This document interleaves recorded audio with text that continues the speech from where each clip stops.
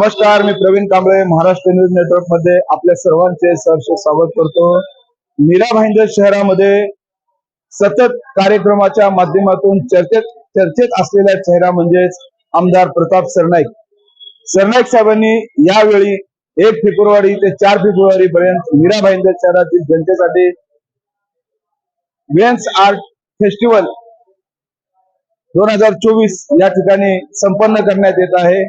या ठिकाणी विविध कार्यक्रम ठेवण्यात आलेले आहेत आणि या सर्व कार्यक्रमाला पाहण्यासाठी, या कार्यक्रमाचा आनंद घेण्यासाठी सर्व जनतेने येण्याचं आव्हान या ठिकाणी करण्यात आलेलं आहे।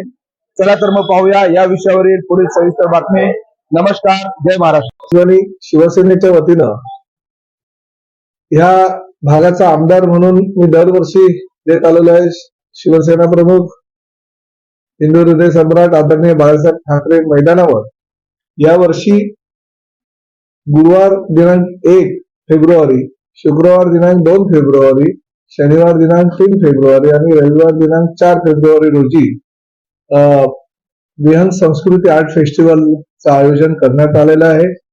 आणि या कार्यक्रमासाठी पहिल्या दिवशी म्हणजे 1 फेब्रुवारीला संध्याकाळी 7 वाजता मैथिली ठाकूर या सुप्रसिद्ध गायिकेच्या माध्यमातून कार्यक्रमाला सुरुवात होणार आहे।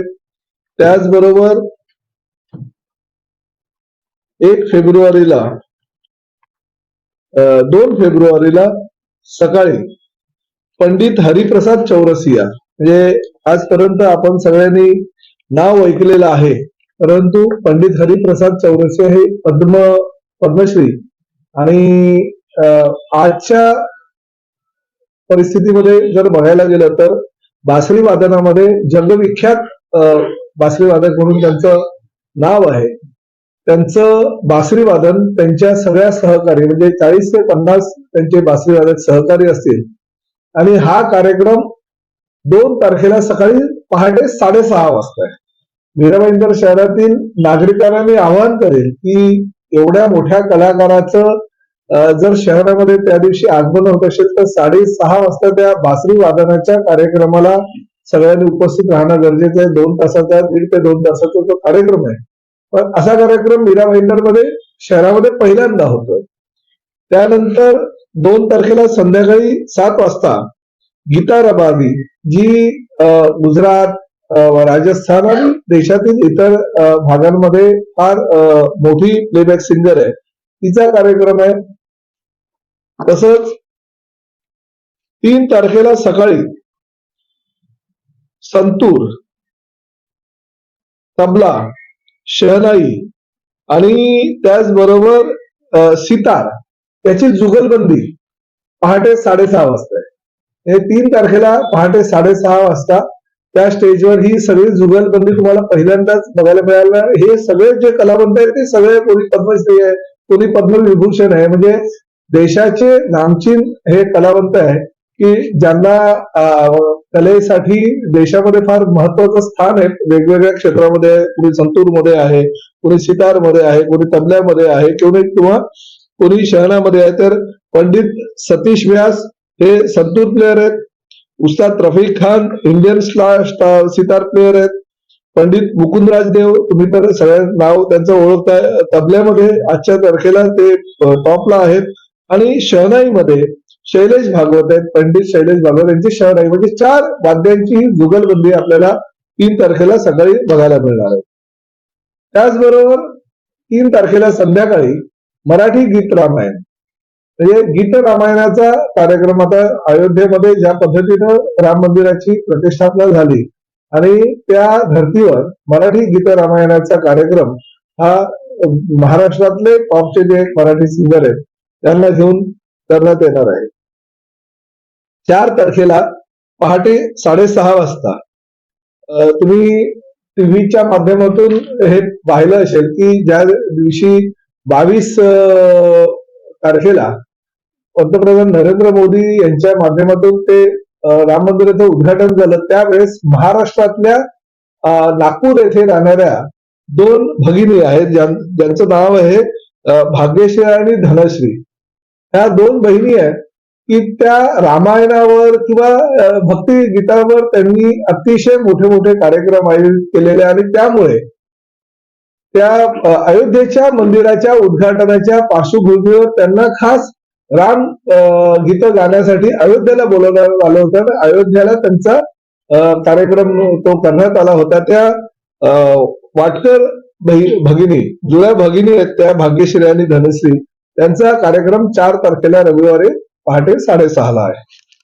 आणि सगळ्यात महत्वाची गोष्ट आहे की 4 तारखेला संध्याकाळी एक फार मोठा शो ह्या महाराष्ट्रामध्ये नव्हे तर देशामध्ये होतोय, ज्यामध्ये पुनीत इस्सार जे मोठे कलाकार आहेत फिल्म इंडस्ट्रीमध्ये, त्यांची ते रावणाची भूमिका करतात, त्यांचा मुलगा रामाची भूमिका करतात, हनुमानाच्या भूमिकेमध्ये दारासिंगचा मुलगा विंदू दारासिंग आहे.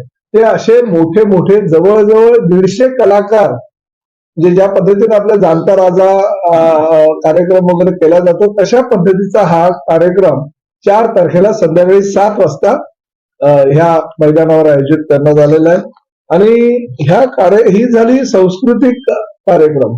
या सांस्कृतिक कार्यक्रमाबरोबरच शशिकांत धोत्रे जे इंटरनॅशनल लेवलचे चित्रकार आहेत, की बिल क्लिंटन पासून चर्चिल पासून सगळीकडे त्यांच्या घरामध्ये वगैरे त्यांच्या ऑफिसेसमध्ये ज्यांची पेंटिंग्स लागलेले, ज्यांचं पेंटिंगची सुरुवातच 25 लाखापासून होते, त्यांचं आर्ट गॅलरीमध्ये प्रदर्शन ठेवलेलं आहे.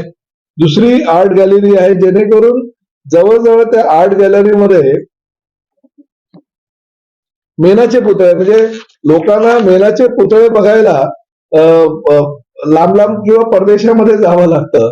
तर ह्या वॅक्स म्युझियमचं आम्ही त्या ठिकाणी निर्माण करणार आहोत. जे वॅक्स म्युझियम म्हणजे 25 देशाविदेशातले वेगवेगळे मोठे जे लोक आहेत त्यांची त्या वॅक्स म्युझियम मध्ये तुम्हाला स्टॅच्यू बघायला मिळतील. म्हणजे वॅक्स मध्ये म्हणजे हुबेहूब ही लोक त्या ठिकाणी अवतरले जातील असं त्या ठिकाणी वॅक्स म्युझियम निर्माण करतोय. आणि त्याबरोबर डॉग्स लव्हर खूप आहेत मीरा भाईंदर मध्ये, त्यांचा पेट शो रविवारी सकाळी हा जो कार्यक्रम संपला धनश्री भाग्यश्री, तर त्याच्यानंतर तो पेट शो सकाळी 9 वाजता ठेवण्यात आलेला आहे 4 फेब्रुवारीला. तर अशा पद्धतीचे वेगवेगळे कार्यक्रम आहे. फूडचे स्टॉल आहेत, देशाविदेशातल्या वेगवेगळ्या लोकांना आमंत्रित केलेलं आहे. त्याचबरोबर रांगोळीचं प्रदर्शन करण्यात आलेलं आहे. वेगवेगळ्या प्रकारच्या रांगोळी त्या ठिकाणी होईल. लहान मुलांना ऍडव्हेंचर गेम्स लहान मुलांचे असतील.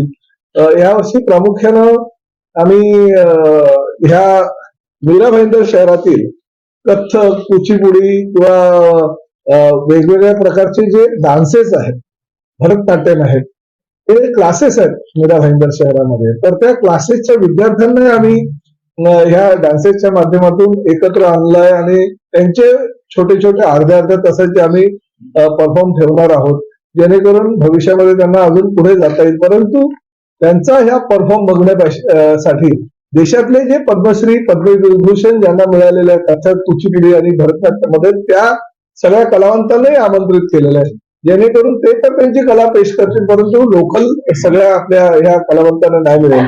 छोटे छोटे बँड्स असतात जे 4-5 मुलांचे, 3 मुलांचे, 5-6 मुलं असे मुले एकत्र येऊन बँड निर्माण करतात.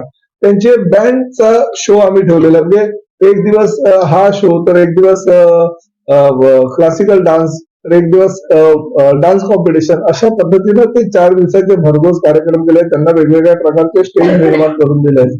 काही लहान मुलं आहेत त्यांना वर्कशॉप आम्ही त्या ठिकाणी नामचित लोकांना बोलवून त्यांचे वर्कशॉप ठेवणार आहोत, जेणेकरून त्या वर्कशॉपच्या माध्यमातून मुलांना अजून उत्तेजन मिळेल.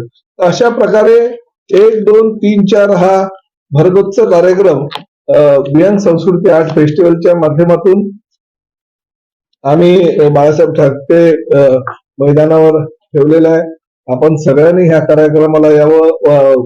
सगळ्या आजच आम्ही पत्रकारांचे पासेस सुद्धा डिस्ट्रीब्युट करतोय, जेणेकरून पत्रकारांना सुद्धा ह्या कार्यक्रमाला आपल्या सहकुटुंब येता येईल. आणि सगळ्यात मोठी गोष्ट म्हणजे 1 तारखेला ज्या वेळेस हा कार्यक्रम चालू होईल त्यापूर्वी 5 वाजता सायंकाळी आम्ही एक परेड ठेवतोय. जसं राष्ट्रपती म्हणजे 26 जानेवारीला किंवा वेगवेगळ्या कार्यक्रमाच्या दिवशी परेडचा कार्यक्रम होतो.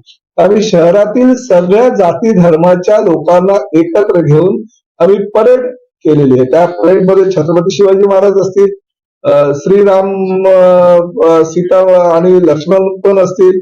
त्या परेडमध्ये गुजराती, जैन, मुस्लिम, आगरी कोळी संस्कृतीचं दर्शन मिळेल. पंजाबी, ओडिसा, हिमाचल प्रदेश ह्या ज्या ज्या राज्यातली लोक मीरा भाईंदर शहरामध्ये आहे, बंगाल, तर त्या लोकांना त्या परेडमध्ये सामावून घेतलं जाईल. एनसीसीचे विद्यार्थी त्या ठिकाणी असतील. अशा प्रकारे ती परेड होईल आणि ती परेड पूर्ण स्वर्गीय शिवसेना प्रमुख बाळासाहेब ठाकरे मैदानाला राऊंड मारून त्या कार्यक्रमाच्या ठिकाणी जाईल. त्यामुळे सलामी द्यायला आमचे सगळे प्रतिष्ठित लोक या ठिकाणी हजर राहतीलच. या कार्यक्रमासाठी राज्याचे मुख्यमंत्री श्री एकनाथ शिंदे साहेबांना आमंत्रण दिलेलं आहे. मीरा भाईंदर शहरातील सगळ्या राजकीय पक्षाच्या नेत्यांनाही आम्ही आमंत्रण देणार आहोत. सगळ्या जे प्रशासकीय सेवेतील अधिकारी आहे, पोलीस कमिशनर, म्युन्सिपल कमिशनर, जिल्हाधिकारी यांनाही आमंत्रण देणार आहोत. मंत्रिमंडळातील सगळे जे मंत्रीगण आहेत त्यांनाही आमंत्रण देणार आहोत. त्यामुळे हा भरगच्च कार्यक्रम 1, 2, 3 आणि 4 फेब्रुवारीला मीरा भाईंदर मध्ये आहे. त्या कार्यक्रमामध्ये आपणही सगळ्या पत्रकारांनी सहभागी व्हावा अशी माझी विनंती.